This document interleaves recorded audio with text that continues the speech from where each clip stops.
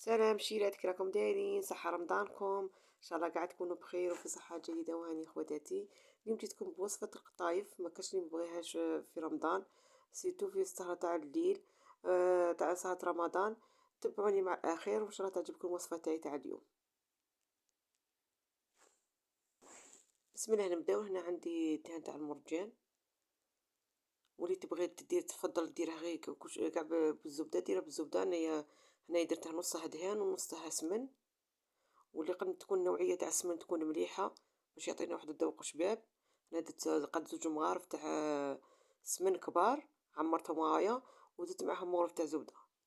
وهنا عندي هادو قطايف عندي هنا حوالي 300 غرام. واللي تبغي دير بزاف تعرف في المقادير. انا شيت هذه النوعية تاع القطايف، هذه النوعية مليحة. نقعد نفرخها كاع في ريسيبيون ونقعد نفتت فيها اللي قنحلها مليح باش من نطيبوها ما تجيناش معجنه، ما تجيناش حبه لاصقه في حبه.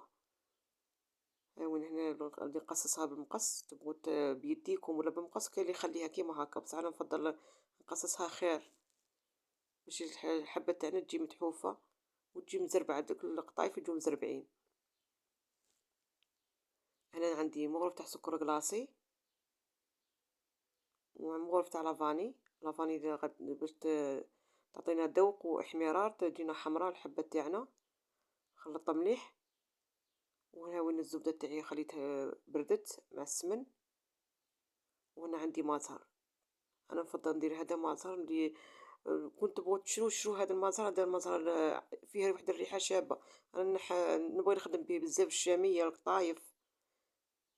هنا نجيب الزبده والسمن ونفرخها، هي تكون دافيه ما تكونش حاميه بزاف، ونشربها مليح دوك القطايف باش ما يجوناش ناشفين. ندير قد نص كاس تاع سمن من هذا الخليط تاع الزبده والسمن، نحلها مليح نشربهم مليح، ماشي حتى نشمخوهم كاع ندردروهم كاع، لا قد لي نشمخو الحبات.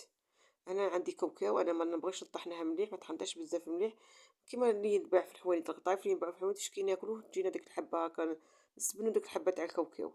شو انا طحنته شويه ماشي بزاف. انا درت له قد 2 مغارف تاع مازهر، ومغرف تاني تاع سكر كلاصي، ومغرف تاني تاع لافاني، وقد 2 مغارف تاني تاع سمن. انا عندي هذا المول، واللي تبغي دير تاني بالكاس تاني تخرج الحبه شابه. شاول هذه الحبه تاعها تجي متحوفه ونسقم فيه. هنا دهنتها تاني بالزبده. انا عندي هذه تاع لي زيبيس راني ندك بيها اي حاجه عندك مدوره دكي بيها، نضغط عليها مليح. انا غادي ندير خليط قد 2 مغارف صغار، ونزيد نغطيها تاني بالقطايف تاني من الفوق. نحاول نسقمها مليح ونعاود تاني نضغط عليها بهذيك تاع لي زيبيس. عندكم اي حاجه عندكم تضغطوا بها، انا هذه ولمتني.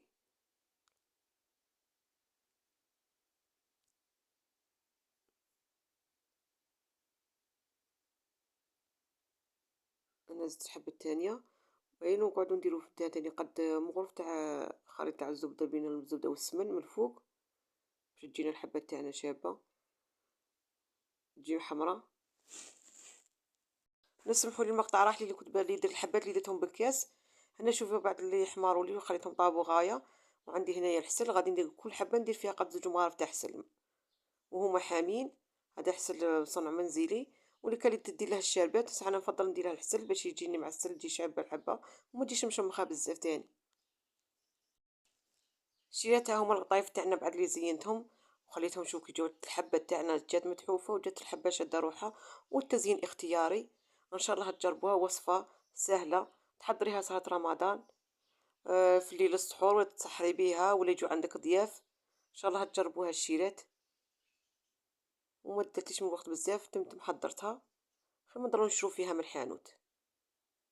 شوف كي تجي الحبه تجي واحد الطعم فيها ذوق ولا اروع. ان شاء الله تجربوها الشيرات وتعطوني رايكم فيها، وما تنساونيش بالجيم وتعليقاتكم. وفي وصفة قادمة ان شاء الله. مع السلامة. هل هلالك يا هلا